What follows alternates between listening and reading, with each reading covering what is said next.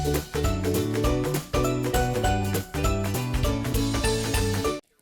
do'stlar. Selam selam. Biz yeniden sizden bilen. Siz hazırmı? Olaysa başlayız. Birinchi kuniga boshlarni yoq-yoqqa aylantiramiz. 1 2 3 4. Ikkinchi yoqqa. 1 2 3 4.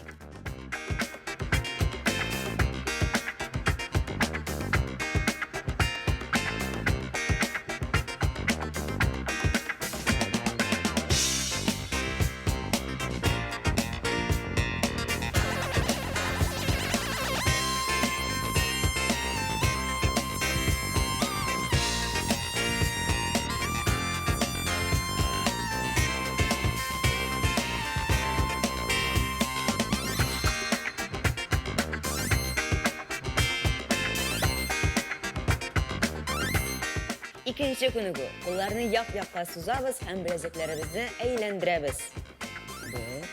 1 2 3 4. 1 2 3 4.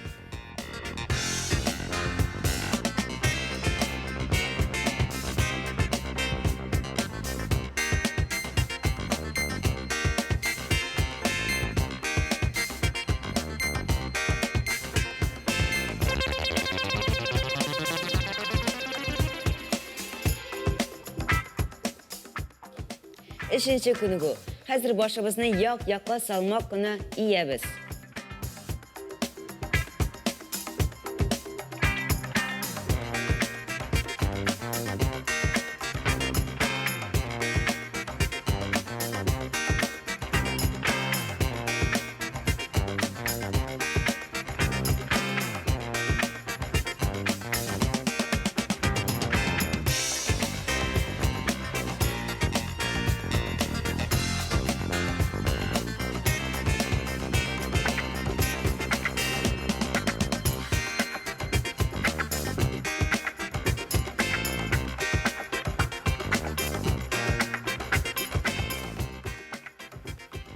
Aferin do'stlar.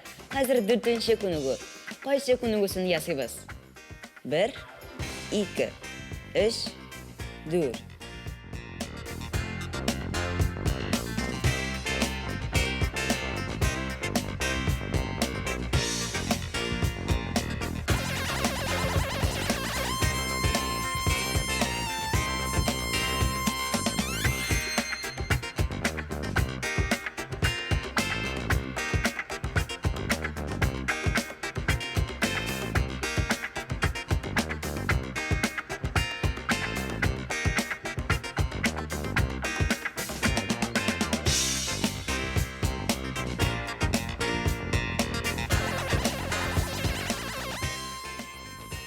Bo'ldi do'stlar, bugungi bizning tez zaryadkamiz tamam.